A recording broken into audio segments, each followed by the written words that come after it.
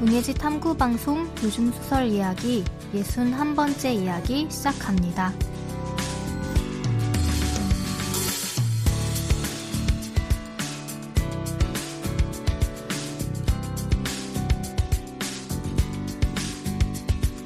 안녕하세요. 저는 KBS 1라디오에서 라디오 프로그램 제작하고 있는 이주영입니다. 안녕하세요. 저는 해방촌에서 문학서점 고요서사 운영하고 있는 차경입니다. 네, 오늘은 저희가 지난 시간에 예고해드린 대로 윤성희 작가의 신작 단편 네모난 기억 전문 낭독으로 들려드리는 시간이에요. 네, 저희가 59회 방송에서 이 작품을 이제 쭉 소개를 해드리긴 했지만 이 작품 같은 경우에는 왜 전문 낭독으로 하게 됐냐면 사실은 저희가 추석 특집으로 굉장히 여러 편을 두고 고민을 하긴 했어요. 이제 뭔가 명절마다 특집처럼 전문 낭독 좋아하시는 것 같고 들으시는 분들도 해서 소개해드리려고 하다가 고심 끝에 네모난 기억을 하고 싶다고 이제 저희가 뜻을 모았는데 그 이유는 소설이 너무너무 좋기도 하지만 사실 작가의 목소리로 이 소설을 들으면 어떤 느낌일까가 너무 궁금했어요. 그 전에 이제 같이 살펴봤던 작품들도 너무 좋은 소설들이기는 했지만 이번에는 그냥 이제 내용을 전달하는 낭독이 아니라 어떤 뉘앙스나 감정 같은 거를 육성으로 듣고 싶다는 생각이 좀 저는 되게 강하게 들었어요. 그래서 사실은 인물들의 말이 대사가 많이 등장하는 소설이어서 낭독하시기 위해 어려우실 수도 있겠다는 생각은 했거든요. 연기를 해주실진 모르겠지만 근데 윤성이라는 작가가 어떤 톤으로 소설을 말해줄지 그런 포인트로 같이 감상을 해보시면 좋겠다라는 생각에 기획을 해보게 됐습니다.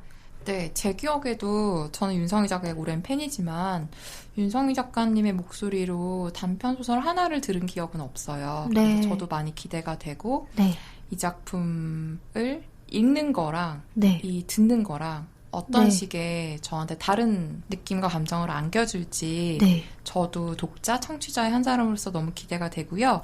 같이 함께 저희 들으면서 서로의 이야기나 느낌을 나눌 수 있는 시간도 나중에 가지게 됐으면 좋겠습니다.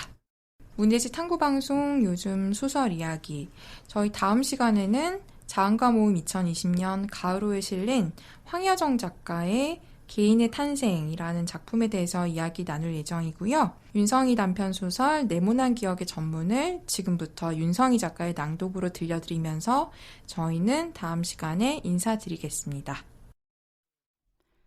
네모난 기억. 수술을 받는 동안 정민은 돌아가신 아버지를 만났다. 어린 정민은 목욕탕에서 아버지의 등을 떼수건으로 밀고 있었다. 꿈속이었지만 정민은 그곳이 어디인지 알았다. 일요일마다 갔던 장수 목욕탕이었다. 카운터에 머리가 하얀 할머니가 앉아있던 곳. 아버지는 어릴 적 경운기에서 떨어져 척추를 다쳤다. 그 일로 다리를 절게 되었는데 또 그 덕으로 대학을 갈 수 있었다. 몸이 성치 못하니 공부라도 해야 사람 구실을 한다며 할머니가 할아버지의 반대를 무릅쓰고 대학을 보낸 것이다. 4남 4녀의 형제 자매들 중에서 대학을 간 사람은 아버지가 유일했다. 정민의 아버지는 아들이 등을 밀어줄 때면 항상 그 이야기를 했다. 그때 안 다쳤으면 공무원도 될 수 없었고 그러면 또 엄마를 만나지도 못했겠지. 그런 등을 밀어줄 아들도 없고 인생 세옹지말한다. 어린 정민은 아버지의 등을 미는 게 무서웠다. 툭 튀어나온 척추뼈들은 건들기만 해도 망가질 것만 같았다. 무서워서 정민은 세옹지마라는 말을 주문처럼 중얼거리며 등을 밀었다. 그게 무슨 뜻인지도 잘 모르면서. 목욕을 마친 뒤 아버지는 팬티만 입은 채 탈의실 평상에 앉아 발톱을 깎았다. 그 옆에서 정민은 바나나 우유를 마셨다. 톡, 톡, 톡. 아버지의 발톱이 사방으로 튀었다. 그중 하나가 정민의 이마를 맞추기도 했다. 발가락은 10개인데 아버지는 계속해서 발톱을 깎았다. 이상하네. 정민이 중얼거리자 아버지가 말했다. 이놈아, 아버지 발가락은 100개란다. 그래서 정민은 꿈속에서 100개의 발톱을 깎는 소리를 들어야 했다. 마취에서 깨어난 뒤에도 그 소리는 사라지지 않았고 그 후로 정민은 20년 넘게 편두통에 시달리게 되었다. 사고는 다음 날 아침 뉴스에 보도되었다. 승용차가 분식집을 덮쳤다. 운전자는 아버지 차를 몰래 끌고 나온 중학생이었는데 좌회전을 하면서 속도 조절을 하지 못해 사거리 모퉁이에 있는 분식집으로 돌진을 한 것이다. 정민은 한 학년 선배인 민정과 떡볶이를 먹고 있었다. 정민은 민정을 인문대 매점 앞에서 본 뒤로 짝사랑에 빠졌다. 그래서 만화에 관심도 없으면서 민정이 부회장으로 있는 만화 동아리인 네모네모에 가입을 하기도 했다. 사고가 난 그날 동아리 신입생 환영회가 있었다. 학교 앞에 있는 경양식집인 베를린에서 생맥주를 마셨다. 술잔이 장화 모양이었다. 나 때는 진짜 신발에 술을 따라 마셨어. 어느 선배가 말했다. 술자리가 끝날 무렵 회장이 정민을 손가락으로 가리키며 말했다. 신입생, 네가 민정이 좀 집에 데려다줘. 정민은 자신을 지목해준 선배가 너무 고마워 헤어질 때 사랑합니다 선배님 하고 인사를 하기도 했다. 민정의 집은 학교에서 3정거장 떨어진 곳에 있었다. 거기가 학교 앞보다 월세가 싸다고 길을 걸으면서 민정이 말했다.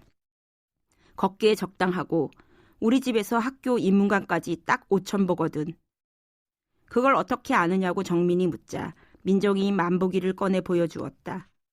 거기에는 8,300이라는 숫자가 찍혀 있었다. 오늘은 많이 걸었네. 집에 가면 만보가 훨씬 넘겠다. 정민은 만보기를 처음 보았다. 어제가 제 생일이었는데 저도 하나 사주세요 만보기. 정민이 용기를 내서 말했다. 그리고 들리락 말락한 소리로 중얼거렸다. 민정과 정민, 이름부터 운명 같지 않아요? 정민의 말이 끝나자마자 민정이 큰 소리로 말했다. 아직 문 안 닫았네. 떡볶이 먹고 가자. 여기가 세상에서 최고로 맛있는 집이야. 마지막 손님이라며 아주머니가 떡볶이판에 남은 떡볶이를 전부 주었다.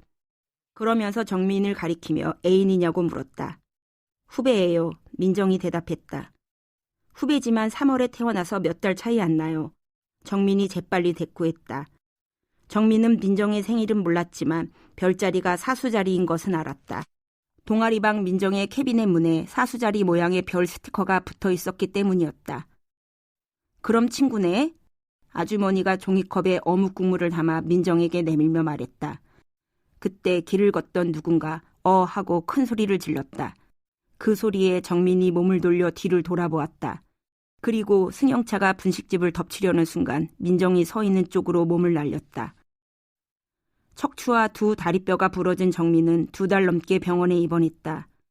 팔에 깁스를 한 민정이 사흘에 한 번씩 병문안을 왔다. 정민의 어머니는 민정이 돌아가고 나면 흉을 보았다. 그 흉을 듣고 나면 정민은 어머니를 미워하지 않기 위해 늘 똑같은 장면을 떠올려야 했다. 아버지가 돌아가시고 일주일쯤 지났을 때였다. 정민이 학교에서 돌아오자 어머니가 거실에서 몸을 동그랗게 만채 울고 있었다. 왜 그러냐고 정민이 묻자 어머니가 손바닥을 펴 보였다. 거기에 초생딸 모양으로 잘린 발톱이 있었다. 네 아빠 발톱. 청소하는데 소파 밑에서 나왔어. 정민은 아버지의 발톱을 만져보았다. 무좀에 걸려 누렇게 변한 엄지발톱. 그때 정민은 초등학교 5학년이었다. 울고 있는 어머니를 안아주며 말했다. 내가 행복하게 해줄게요. 다시는 울지 마요. 그 말을 듣고 어머니가 더 서럽게 울었다. 퇴원을 하는 날 정민은 어머니에게 그 발톱을 어떻게 했는지 물어보았다. 무슨 발톱? 어머니는 처음 듣는 이야기라고 했다. 꿈꾼 거 아니니? 어머니가 되물었다. 그날 민정은 퇴원 선물이라며 만보기를 사왔다. 그리고 사고 당시 119 구급차를 기다리는 동안 정민이 했던 말을 들려주었다. 네가 내 가슴을 가리키며 말했어. 피가 나. 그 말을 하고 기절했어. 기절한 네 뺨을 때리며 내가 말했지. 떡볶이 국물이라고. 정민은 웃었다. 입원한 뒤 처음으로 소리를 내서 웃어보았다. 정민이 웃자 민정도 따라 웃었다. 고마워. 오늘부터 선배라고 부르지 말고 민정이라고 불러. 민정이 말했다. 정민은 민정에게 아버지가 돌아가시고 난 뒤에 소파 밑에서 찾은 발톱에 대해 이야기를 들려주었다. 그걸 만진 감촉이 아직도 느껴진다고. 그런 말을 한 다음 정민이 말했다. 선배, 누워있는 동안 곰곰이 생각해보니 선배는 제 이상형이 아니었어요. 민정이 떠나고 난 뒤 정민은 떡볶이집 아주머니가 했던 마지막 말을 떠올렸다. 그럼 친구네. 재활치료를 마치고 학교로 돌아가면 민정에게 처음 그 말을 하리라고 결심했다. 하지만 정민은 다시 학교로 돌아가지 않았다. 6달을 치료했지만 오른쪽 다리를 살짝 절게 되었고 그래서 군 면제를 받게 되었다. 군대에 가지 않게 되자 시간을 벌었다는 느낌이 들었다. 정민은 재수를 했다. 재활을 하며 견뎠던 시간을 생각하며 공부를 했더니 서울에 있는 대학에 합격할 수 있었다. 민정은 대학을 졸업하고 부모님 집으로 돌아왔다. 졸업식을 며칠 앞두고 부모님이 교통사고를 당했기 때문이었다. 고향에 사는 큰아버지의 생일이어서 내려가던 길이었다. 7남매의 첫째였던 큰아버지는 15살에 역 앞에서 찐빵을 팔아 동생들을 가르쳤다.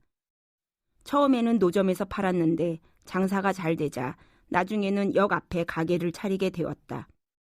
그 찐빵 가게는 40년 동안 그 자리를 지켰다. 그러다 큰아버지의 장남이 가게를 이어받았고 텔레비전에 몇 번 방송되더니 사람들이 전국에서 찾아왔다. 가게 밖으로 길게 늘어선 줄을 본 동생들이 하나둘씩 똑같은 이름으로 찐빵 가게를 내기 시작했다. 그때부터 형제 간에 이런저런 송사가 시작되었다. 큰아버지는 모두와 인연을 끊었고 유일하게 찐빵 가게를 차리지 않았던 민정의 아버지만을 동생으로 받아들였다. 민정의 아버지가 찐빵 가게를 차리지 않은 것은 욕심이 없어서가 아니었다. 어머니가 찐빵을 싫어했기 때문이었다. 찐빵 냄새조차 싫어했다. 운전을 한 아버지는 현장에서 사망했고 어머니는 목숨은 건졌지만 오른팔과 오른발을 못 쓰게 되었다. 머리를 다쳐 언어 장애까지 왔다. 민정은 어머니를 돌봐야 했기에 저녁에만 일을 했다. 처음에 동네 보습학원에서 중학생들을 상대로 국어를 가르쳤다. 6개월 후 원장이 불미스러운 일에 휘말려 잠적을 했고 민정은 2달치의 월급을 받지 못했다. 새 일자리를 구하다 어느 식당 앞에 붙은 구인 광고를 보았다. 갈비찜을 파는 식당이었다. 민정은 갈비찜 요리만큼은 배우고 싶었기에 한 달만 일해보자는 마음으로 식당 문을 열었다. 그 후 민정은 계속 식당에서 일을 했다. 몸이 힘들어서 좋았다. 또 언제든지 그만둘 수 있어서 좋았다. 민정이 사는 동네에서 한 블록 떨어진 곳이 유흥가라서 저녁에만 일을 하는 아르바이트 자리를 구하는 일은 어렵지 않았다. 일주일에 한두 번씩 민정은 자신이 일하는 식당에서 가장 맛있는 음식을 사서 퇴근했다. 가끔 공짜로 가져가라는 주인도 있었지만 민정은 꼭 돈을 냈다. 집에 오면 12시가 넘었다. 욕조에 물을 담아 반신욕을 했다. 새벽 1시가 되면 민정은 식당에서 싸온 음식을 안주로 술을 마셨다. 그러다 음식이 지겨워지면 다른 식당을 알아보았다. 민정은 어머니가 40에 낳은 딸이었다. 부모님은 동갑이었는데 26에 만나 28에 결혼을 했다. 그리고 다음 해에 아들을 낳았다. 5살 때 서예학원을 보냈더니 한 달 만에 천자문을 다 외웠다는 아들. 민정은 그 이야기를 듣고 또 들으면서 자랐다. 그 아들은 8살 때 주산학원에서 단체로 수영장에 갔다가 사고로 죽었다. 부모님 집 거실 창 너머로 주산학원이 보였다. 어머니는 거실 창에 커튼을 치고 살았다. 주산학원이 없어진 뒤로도 커튼은 그대로였다. 그래서 우울증에 걸린 거야. 사람이 햇빛을 봐야 하거든. 대학 합격을 하고 난 뒤 민정이 자취를 하겠다고 했을 때 아버지가 말했다. 꼭 해가 잘 드는 집으로 구하라고. 그리고 아버지는 사과를 했다. 다시 아이를 낳으면 어머니가 예전으로 돌아올 줄 알았다고. 미안하다고. 민정은 독립을 하기 위해 일부러 집에서 먼 거리에 있는 대학을 골랐다. 자취방에서 처음 잠을 자던 날 민정은 졸업을 해도 다시 부모님 집으로 돌아가지 않으리라 결심을 했다. 아버지가 돌아가시고 옷장을 정리하다 민정은 오래된 상자 하나를 발견했다. 상자에는 죽은 오빠가 탄 상장들이 있었다. 그 중에는 암산대회에 나가 탄 상장도 있었다. 그 상장을 본 뒤로 민정은 저녁마다 악몽을 꾸었다. 물에 빠져 허우적대는 꿈이었다. 자기 전에 술을 마시게 된 것은 그래서였다. 그렇게 5년이 지나자 매일 소주 한 병을 마셔야만 잠을 잘 수 있게 되었다. 몸무게는 10kg이나 늘었다. 장례식장에서 정민을 다시 만났을 때 정민이 민정을 한 번에 알아보지 못한 것은 그래서였다. 돌아가신 분은 민정 어머니의 사촌 언니였다. 어머니는 친자매가 없어서 사촌 언니와 자매처럼 지냈다. 아버지가 지물포 처형이라고 불러서 민정도 지물포 이모라고 불렀다. 어렸을 때 민정은 어머니와 이모네서 일주일 정도 지낸 적이 있었다. 이모가 도배를 하러 갈 때 어머니와 같이 따라가기도 했다. 무엇 때문에 울었는지는 기억이 나지 않지만 어머니한테 혼난 적도 있었다. 뭘 잘했다고 우니? 어머니는 앙칼지게 말했다. 그때 도배를 하던 이모가 목에 두르고 있던 수건으로 어머니의 등을 때렸다. 넌 뭘 잘했다고 애를 혼내니? 그리고 이모는 수건으로 민정의 얼굴을 닦아주었다. 수건에서 나던 땀 냄새, 그 냄새는 오래 민정을 따라다녔다. 만나는 친척마다 어머니의 안부를 물었고 그때마다 민정은 그냥 그래요 하고 말했다. 그렇게 30번쯤 대답을 한 다음 민정은 자리에서 일어났다. 그리고 발인에는 못 올 것 같다는 말을 하려고 육촌 오빠를 찾았다. 육촌 오빠는 회사 사람들하고 이야기를 하고 있었는데 그 테이블 끝자리에 정민이 있었다. 하고 민정은 자신도 모르게 소리를 내었다. 정민이 민정을 보고는 누구세요 하고 되물었다. 도깨비 분식에서 마지막으로 떡볶이를 먹은 사람, 민정이 말했다. 민정 선배구나. 정민이 자리에서 일어나 손을 내밀었다. 둘은 장례식장 로비에서 커피를 마셨다. 정민은 아직 취직이 된 건 아니고 2달 전부터 인턴으로 일을 하고 있다고 말했다. 육촌 오빠가 대리라고 했다. 민정은 네모네모라는 동아리는 없어졌다고 말했다. 회장이 학교에서 받은 동아리 보조금을 몰래 쓰다 걸렸다. 그 일로 동아리 방에서 쫓겨났고 갈 곳이 없어진 회원들끼리 서로 내 탓을 하다 결국 해체를 했다. 그러니 너네가 마지막 기수야. 민정이 말했다. 정민이 종이컵을 만지작거리다 말했다. 저 아직도 그 만복이 가지고 있어요. 만복이라는 말을 듣자 민정은 정민에게 그걸 선물했던 날이 떠올랐다. 정민의 병문안을 마치고 병원을 나섰더니 비가 오고 있었다. 우산은 없었지만 민정은 그냥 걸었다. 비가 금방 어깨를 적셨다. 민정은 주차장 쪽에서 휠체어를 탄 사람이 자기 쪽으로 다가오는 것을 보았다. 휠체어를 탄 아빠의 무릎에 아이가 앉아 있었다. 아이가 2손으로 우산을 들고 아빠는 2손으로 휠체어 바퀴를 굴리고 있었다. 다행이다. 부자가 민정 옆을 지나갈 때 민정은 자기도 모르게 그렇게 중얼거렸다. 만약 민정이 정민의 고백을 받아주었다면 민정은 정민에게 왜 떡볶이를 먹자고 했는지 말해주려 했다. 운명 같지 않아요? 정민이 그 말을 해서 그랬다.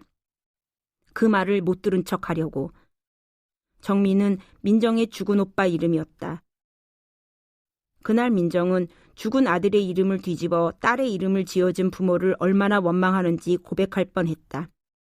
그 이야기를 하지 않게 되어서 다행이다. 민정은 생각했다. 선배, 술 한잔 할까요? 정민이 물었다. 민정이 나중에 라고 대답했다.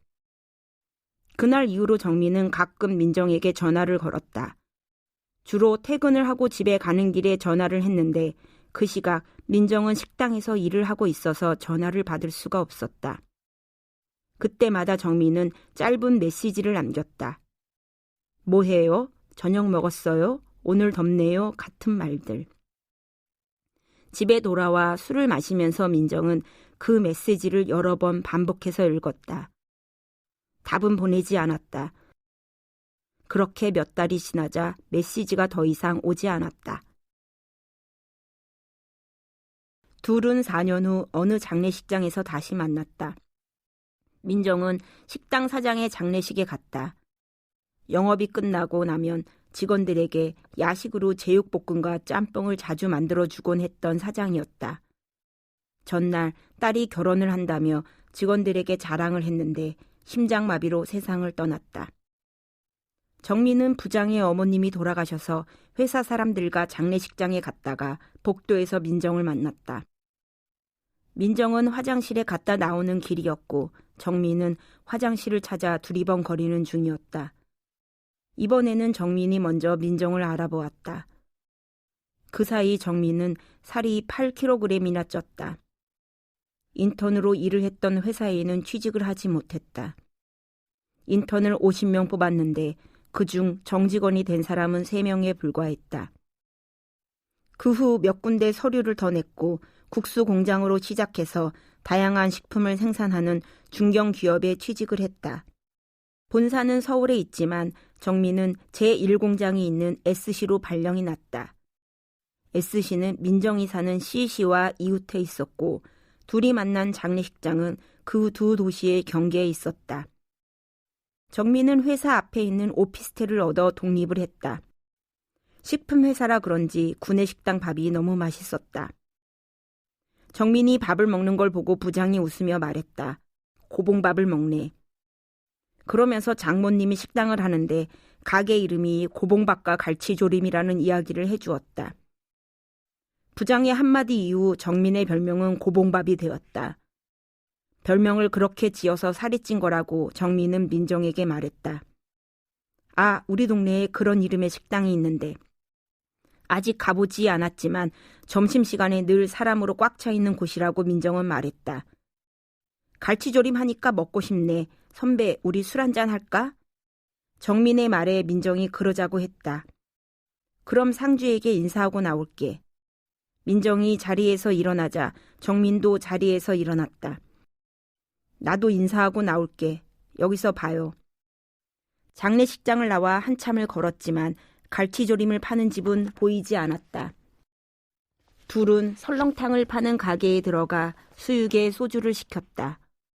민정은 앞접시에 수육을 놓고 그 위에 부추와 양파절임을 올렸다. 그리고 건배를 하자며 정민을 향해 술잔을 내밀었다. 민정은 술을 한 잔 마시고 앞접시에 덜어놓은 안주를 먹었다. 민정은 술을 마시기 전에 꼭 앞접시에 다음 먹을 안주를 올려놓았고 어느 순간 정민도 그걸 따라하게 되었다. 수육 한 점에 소주 한 잔씩. 그러다 보니 소주 2병이 금방 비워졌다. 한 병 더요? 정민이 묻자 민정이 고개를 끄덕였다. 그리고 메뉴판을 들고 첫 장부터 하나씩 살펴보다가 소주병을 들고 온 종업원에게 비빔냉면과 녹두전을 주문했다. 민정은 녹두전 위에 비빔냉면을 올려 먹었다. 술을 마시면서 정민은 민정에게 일을 하면서 알게 된 것들을 말해주었다. 케첩 용기는 은박으로 막혀 있는데 마요네즈 용기는 은박이 없다는 사실 같은 것들. 그걸 말하면 대부분의 사람들은 왜? 라고 되물었다.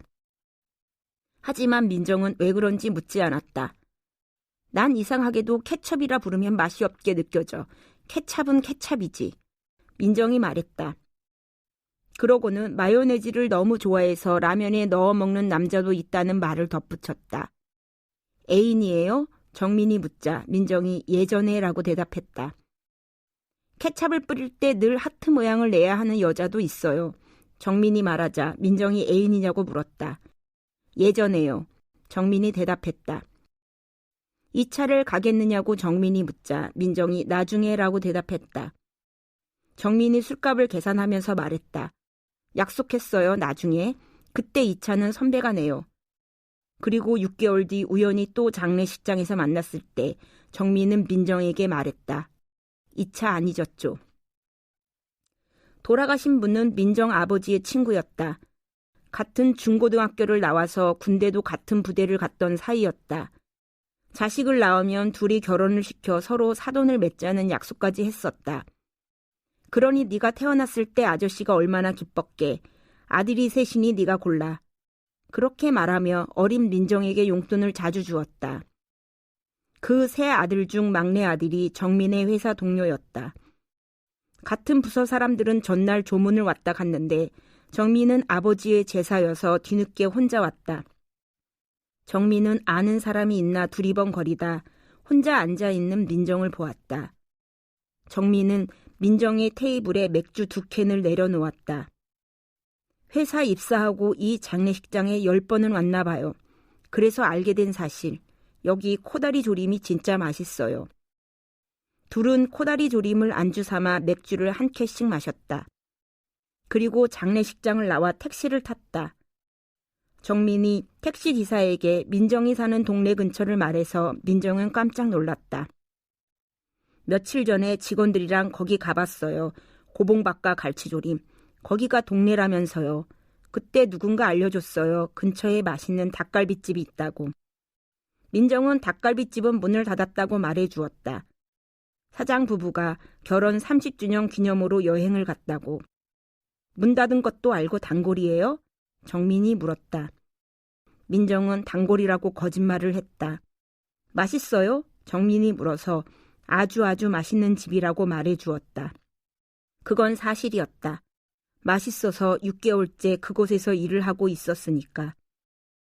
민정은 정민을 데리고 무한리필 참치집에 갔다. 맛있어서가 아니라 민정이 일을 하지 않았던 식당이라서. 초밥을 만들어 먹을 수 있도록 초밥용 밥도 무한으로 제공해주는 집이었다. 민정은 참치에 와사비와 무순을 올려 먹었고 정민은 참치를 밥 위에 올려 초밥을 만들어서 먹었다. 밥을 그렇게 먹으니 별명이 고봉밥이지. 민정이 정민을 놀렸다. 그 말을 들은 사장님이 초밥으로 먹을 때 더 맛있는 부위라고 정민 쪽에만 새로운 참치를 올려주었다. 돈은 제가 내는데요. 민정이 농담을 하자 이번에는 민정에게만 새로운 참치를 올려주었다. 배꼽살이에요. 민정은 그 부위를 먹으면서 생각했다. 참치도 배꼽이 있구나 하고. 밖으로 나오니 비가 오고 있었다. 우산을 사기에는 애매한 양이었다. 그래서 그냥 비를 맞으며 걸었다. 걸으면서 정민은 신입생 환영회에서 민정이 자기에게 한 첫 말이 무엇인지 기억하느냐고 물었다. 민정은 기억이 나지 않았다. 바나나 우유 나도 좋아하는데. 정민이 매점에서 바나나 우유를 사는데 그 옆을 지나가며 민정이 그렇게 말했다. 그러면서 선배가 노래를 흥얼거렸어요. 원숭이 엉덩이는 빨개, 그 노래요. 그런데 이렇게 부르는 거예요. 빨가면 자두, 자두는 맛있어 하고요. 민정은 어릴 적부터 그렇게 불렀다. 사과를 싫어했기 때문이었다. 정민이 동요를 불러보았다. 원숭이 엉덩이는 빨개, 빨가면 자두, 자두는 맛있어, 맛있으면 바나나. 그러자 민정이 이렇게 바꿔 불렀다. 원숭이 엉덩이는 빨개, 빨가면 앵두, 앵두는 맛있어, 맛있으면 바나나. 갑자기 비가 세차게 내리기 시작했다. 비를 맞으면서 둘은 계속해서 노래를 불렀다. 정민은 이렇게 바꿔 불러보았다. 원숭이 엉덩이는 빨개, 빨가면 떡볶이, 떡볶이는 맛있어, 맛있으면 바나나. 민정은 이렇게 바꿔 불러보았다. 원숭이 엉덩이는 빨개, 빨가면 쫄면, 쫄면은 맛있어, 맛있으면 바나나. 그렇게 노래를 부르며 길을 걷다 보니 어느 감자탕 집이 보였다. 빨가면 감자탕, 감자탕은 맛있어, 맛있으면 소주. 정민이 그렇게 중얼거리며 감자탕 집 문을 열었다. 식당 주인이 수건 2장을 가져다 주며 말했다. 비 맞고 감자탕 먹으면 진짜 맛있어요. 그 말에 둘이 웃었다. 정민은 술을 마시다가 취했다. 취하자 갑자기 민정아라고 이름을 불렀다. 한 번만 더 장례식장에서 만나거든 그때 사귀자. 민정은 정민의 첫 인상을 떠올려 보았다. 동아리에 왜 가입을 했느냐고 물었더니 얼굴이 네모나서 왔다고 말했다. 그 말을 들은 이후에 민정은 네모난 것을 보면 정민의 얼굴이 떠오르곤 했다. 그래 만약 장례식장에서 다시 보거든. 민정이 정민에게 대답했다. 정민은 장례식장에 가게 되면 주변을 두리번거리는 버릇이 생겼다. 일부러 화장실을 왔다 갔다 하기도 했다. 그런 날은 저녁에 민정에게 문자 메시지를 보냈다. 누가 죽었다는 말은 하지 않고 날씨 이야기만 적었다. 내일 비가 온대, 일교차에 감기 조심, 오늘 밤에 눈이 온다네 같은 말들. 민정도 가끔 답장을 보냈다. 민정은 어머니를 요양원에 입원시켰다. 뇌졸중이 찾아와 대소변을 가리지 못하게 되었기 때문이었다. 뇌졸중. 민정은 그 단어가 이상했다. 뇌가 졸업하는 중이라니. 어머니를 보러 갈 때마다 민정의 머릿속에는 졸업이라는 단어가 맴돌았다. 그러고 보니 부모님은 한 번도 민정의 졸업식에 오지 못했다. 초등학교 때는 졸업식 날 외할아버지가 돌아가셨다. 중학교 때는 민정이 맹장 수술을 받았다. 민정의 아버지가 학교에 가서 졸업장을 받아왔다. 고등학교 때는 민정이 오지 말라고 했다. 친구들도 다들 부모님을 부르지 않는다고, 부모님이 오면 친구들한테 놀림 받는다고 거짓말을 했다. 민정은 누워있는 어머니에게 사과를 했다. 그때 꽃다발을 들고 부모님이랑 졸업사진을 찍었어야 했다고. 고등학교 때 민정은 따돌림을 당했다. 그 아이들 앞에서 부모님과 웃으며 사진을 찍을 자신이 없었다. 민정은 어머니에게 그때 이야기를 들려주었다. 절 가장 많이 괴롭힌 아이가 있었어요. 그 아이가 부모님이랑 웃으며 사진을 찍더라고요. 그걸 본 순간 제가 무엇을 잘못했는지 알았어요. 그 아이 앞에서 제가 더 환하게 웃으며 가족 사진을 찍었어야 했다는 걸. 그날 민정은 그 아이의 부모님에게 다가가 이렇게 말했다. 딸 마음에 뭐가 있는지 들여다보세요. 검은색 구멍이 얼마나 많은지. 그리고 민정은 웃었다. 강당을 빠져나오는데 등 뒤에서 누군가 미친년이라고 욕하는 소리를 들었지만 뒤돌아보지 않았다. 민정은 일주일에 한 번씩 요양원으로 어머니를 보러 갔고 그때마다 긴 수다를 떨었다. 어머니가 자신의 이야기를 듣지 못할 거라는 생각이 들자 감춰두었던 속 이야기가 터져나왔다. 주로 어린 시절 이야기였는데 말을 하다 보니 행복했던 기억들도 꽤 있었다는 것을 알게 되었다. 만두를 빚다 남은 밀가루 반죽으로 수염을 만들어 붙였던 일. 수염을 붙인 민정을 보고 어머니가 배꼽 빠지겠다라며 웃었던 일. 그 말에 민정이 어머니 배꼽이 궁금해져 옷을 들쳐 배꼽을 구경했던 일. 그날 어머니는 딸이 배꼽을 구경하는 동안 가만히 있었다. 10살 때인가 어머니 화장대 서랍에 감춰져 있던 오빠의 사진 중 한 장을 훔친 적이 있었다. 그걸 지갑에 넣고 다니다 고등학생 때 수학여행에 가서 캠프파이어를 하는 도중 불 속에 던졌다. 원래는 쪽지에 소원을 적고 그걸 태우는 행사였는데 민정은 오빠의 사진 뒤에 소원을 적었다. 엄마, 사진 뒤에 뭐라고 적을게요. 민정은 어머니에게 말했다. 제 꿈에 찾아오면 그때 말해줄게요. 하지만 민정의 어머니는 돌아가신 뒤에도 꿈속으로 찾아오지 않았다. 조문을 온 사람들은 민정의 등을 두드리며 할 만큼 했다고 말했다. 그 말을 들은 민정은 달리 대답할 말을 찾지 못해 코다리 조림이 맛있으니 식사를 하고 가시라는 말만 했다. 장례식이 끝나고 일주일 뒤 큰아버지가 찾아와 암에 걸려 몇 달밖에 살지 못한다는 이야기를 했다. 그러면서 미안하다고 사과를 했다. 네 아빠가 바빠서 못 온다는 걸 내가 역정을 냈거든. 대학 등록금까지 내준 사람이 누구냐면서. 미안하다. 내가 외로워서 그랬어. 큰아버지는 민정에게 돈 봉투를 주었다. 봉투를 열어보고 민정은 깜짝 놀랐다. 아껴 쓴다면 일을 안 하고도 10년은 버틸 수 있을 만큼의 큰 돈이었다.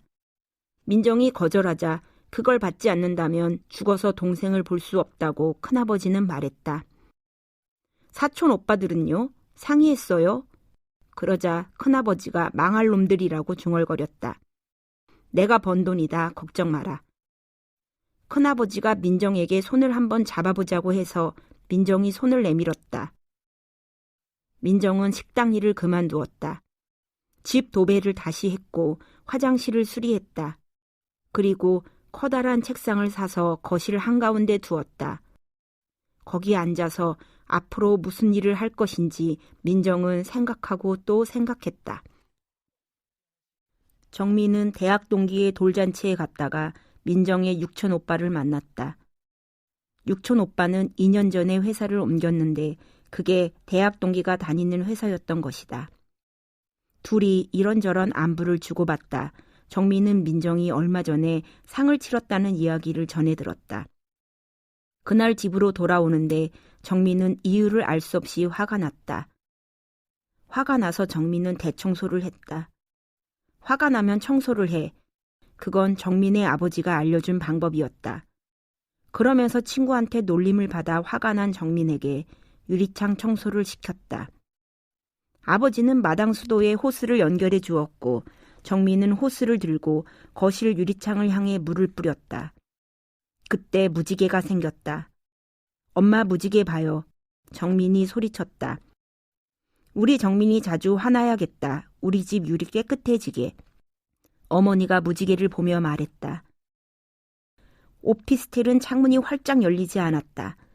그래서 밖에 유리를 닦을 수가 없었다. 정민은 그게 불만이었다. 계약 기간이 지나면 창이 활짝 열리는 집으로 이사를 가야겠다고 정민은 생각했다. 정민은 맥주잔을 모으는 취미가 있었다. 그 맥주잔을 전부 꺼내 닦으면서 정민은 왜 화가 났는지 생각해 보았다. 유치하게도 장례식장에서 다시 만나고 싶지 않아서 연락을 하지 않았다는 생각이 들었다. 말도 안 되는 생각인 줄 알았지만 그래도 자꾸 그 생각만 들었다. 설거지를 하다 맥주잔이 하나 깨졌다. 물로 헹구는데 컵 하나가 어디에 부딪히지도 않고 그냥 깨졌다. 그 바람에 오른손 손바닥을 다쳤다. 응급실에 가서 16바늘을 꿰맸다. 택시기사가 정민의 손을 보고 어쩌다 다쳤냐고 물어서 설거지를 하다 다쳤다고 대답했다. 그랬더니 가정적인 남편이라며 칭찬을 했다. 그러고는 자기가 좋아하는 야구선수도 어제 설거지를 하다 다쳐서 손가락을 꿰맸다는 이야기를 했다. 팀이 4강에 들어가느냐 마느냐 중요한 시기인데 하필이면 이때 다쳤다며 속상해했다. 꿰맨 상처가 아물 동안 정민은 손가락을 다친 선수가 있다는 팀의 경기를 종종 보았다. 5위로 내려갔다, 4위로 올라갔다, 다시 5위로 내려갔다. 정민은 그 팀이 지길 바랐다. 그러면서 정민은 뒤늦게 후회를 했다. 민정의 소식을 들었을 때 화를 내면 안 되었다. 걱정을 했어야 했다. 자신이 그거밖에 안 되는 놈이라는 사실 때문에 정민은 자신이 실망스러웠다. 손가락을 다친 선수는 3주 후에 돌아왔다. 팀은 간신히 5위를 해서 와일드카드를 얻었지만 첫 게임에서 5대1로 패했다. 내년에는 잘하길. 중계를 보면서 정민은 생각했다. 그리고 다음해 정민은 그 팀을 열심히 응원했다. 주말이면 경기장을 찾았다. 전국의 야구장을 모두 가보는 걸 목표로 세우기도 했다. 대전 야구장에서 정민은 파울볼을 피하려다 옆자리에 앉은 여자의 옷에 맥주를 쏟았다. 정민이 사과를 하자 여자가 말했다. 제 맥주도 쏟았으니 한 잔 사주세요. 그래서 정민은 생맥주를 사러 갔다. 생맥주 2잔을 들고 돌아와 보니 여자가 자리에 없었다. 한참 후에 여자가 떡볶이를 들고 왔다. 농심가락 떡볶이예요. 여기 오면 꼭 먹어야 하는 거예요. 그날 둘은 떡볶이에 맥주를 2잔씩 마셨다. 헤어질 때 여자가 말했다. 마산 경기장 가실 계획 있어요? 거기 가면 단디 마셔라는 막걸리를 꼭 마시세요. 그래서 정민이 갈 거면 같이 가는 건 어떠냐고 물었다. 정민은 신혼집을 얻기 위해 무리해서 대출을 얻었다. 회사에서 차로 30분 정도 떨어진 곳에 있는 전원주택을 샀다. 똑같은 모양의 땅콩집이 수십 채 모여있는 단지였다. 너무 똑같잖아. 아내의 말에 정민은 입구에 앵두나무를 심을 계획이라고 말했다. 음식을 시킬 때마다 이렇게 말할 수 있잖아. 마당에 앵두나무가 있는 집이에요. 그 집에서 정민은 3년을 살았다. 이혼을 했을 때 집을 팔려고 내놓았지만 팔리지 않았다. 바람 부는 날이면 근처 공장에서 이상한 냄새가 넘어왔다. 집은 전세를 주었다. 그리고 전세금으로 대출금을 갚았다. 정민은 다시 회사 앞에 있는 오피스텔로 이사를 갔다. 아들이 이혼을 했다는 사실을 들은 어머니는 집을 팔아서 이모가 살고 있는 제주도로 내려갔다. 제주도에는 은퇴한 뒤 살려고 자매들끼리 사둔 집이 있었다. 정민은 과장이 되었다. 출장을 가는 일이 잦아졌다.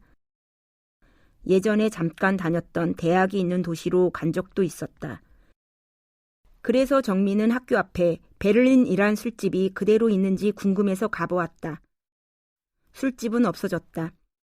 정민은 학교에서 나와 예전에 민정이 자취를 했던 동네 쪽으로 차를 몰았다.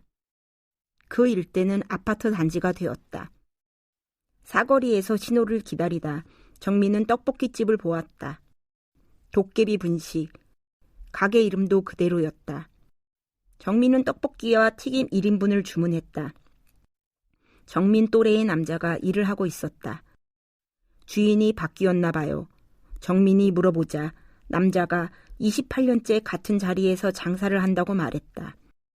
그러고는 주방 안쪽에 딸린 방을 향해 소리를 쳤다.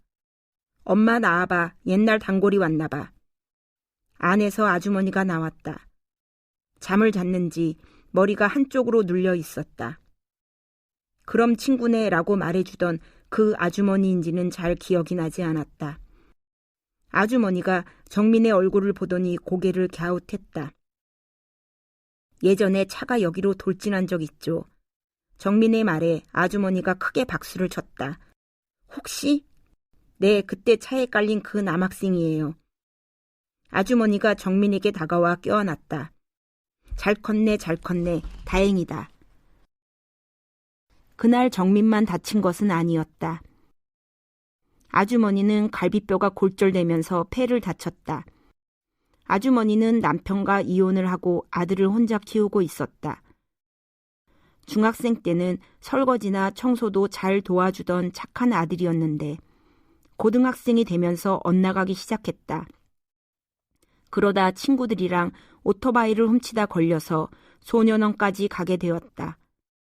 그랬는데 내가 다치는 바람에 저 녀석이 정신을 차렸잖아. 그 말에 떡볶이 판을 국자로 적고 있던 남자가 벽에 걸려있는 광고판을 가리켰다. 접니다. 저 이제 떡볶이 달인이 되었어요. 벽에는 맛집을 소개하는 텔레비전 프로그램에 나왔다는 홍보판이 붙어 있었다. 그 말에 매장 밖에 서서 떡볶이를 먹던 여학생이 헐 하고 소리를 질렀다. 아저씨 소년원 출신이에요? 그래, 그러니 떡볶이 남기면 혼나. 남자의 말에 여학생이 입을 삐죽거렸다. 내가 언제 남긴 적 있어요? 정민은 아주머니에게 척추를 다치는 바람에 가난한 집에서 대학까지 갈 수 있었던 아버지 이야기를 들려드렸다. 인생 새옹지마란다. 아버지는 늘 그렇게 말했어요. 그러자 그 말을 엿들은 여학생이 또 물었다.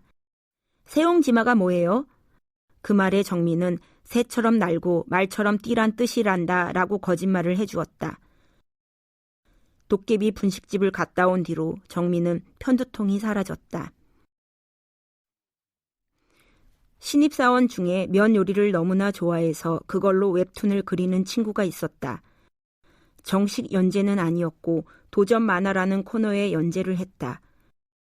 그 친구의 만화를 보다가 정민은 네모네모라는 이름의 만화가를 보았다. 그 사람이 그린 것을 따라 읽다가 정민은 그 작가가 민정일지도 모른다는 생각이 들었다. 주인공이 노래를 부르기 때문이었다. 원숭이 엉덩이는 빨개, 빨가면 자두, 자두는 맛있어. 그렇게 노래를 불렀다. 정민은 그 만화에 이런 댓글을 달았다. 도깨비 분식은 아직도 있어. 아주머니도 여전하고. 민정은 나의 식당 알박이라는 만화를 그렸다. 누구에게 보여주고 싶은 마음이 있었던 것은 아니었다. 처음에는 노트에 낙서를 하는 수준이었다.